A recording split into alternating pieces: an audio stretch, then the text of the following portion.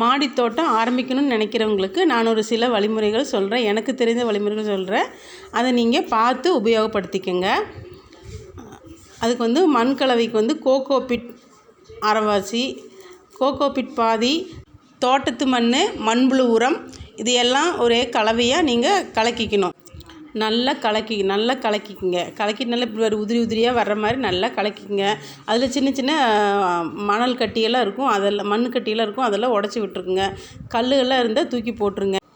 இது க்ரோ பேக்கில் நீங்கள் மண் கலவையை போட்டு வச்சுருங்க. உங்களுக்கு எது சௌகரியமோ பக்கெட் இருந்துச்சுன்னா பக்கெட்டில் போடுங்க. ஒரு பிளாஸ்டிக் குண்டா உங்கள்கிட்ட இருந்துச்சுன்னா அந்த குண்டாவிலையும் கூட நீங்கள் என்ன செடி வைக்கணும்னு நினைக்கிறீங்களோ அதுக்கு தகுந்த மாதிரி நீங்கள் அதில் நல்லா 3/4வாசிக்கு மேலேயே வச்சுருங்க. 1 week later. தக்காளி நாற்றெல்லாம் போட்டிருக்கேன். இது மல்லித்தலை, கீரை, இது எலுமிச்சம்பழம் செடி. இது எங்கள் வீட்டுக்கு கீழே இருந்து நான் எடுத்து மேலே வச்சுருக்கேன்.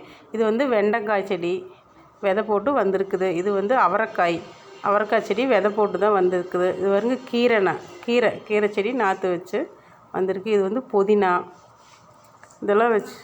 இது பச்சை மிளகாய், துளசி, இது மல்லித்தலை. இது ஒரு முள்ளங்கியில் போட்டு ஒரு வாரத்துக்கு மேலாச்சு. முள்ளங்கி, சுரைக்காய் இதெல்லாம் விதை போட்டு ஒரு வாரத்துக்கு மேலாச்சு. கொஞ்சம் வந்திருக்குது இப்போ தான். அதை எடுத்து நான் வேறு இதில் மாற்றி வச்சுருக்கேன் பாருங்கள்.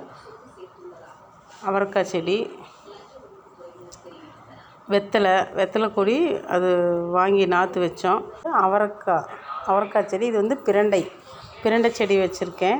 இன்னும் நிறைய செடிகள் இருக்குது. உங்களுக்கு நான் அடுத்த வீடியோவில் நான் சொல்கிறேன்.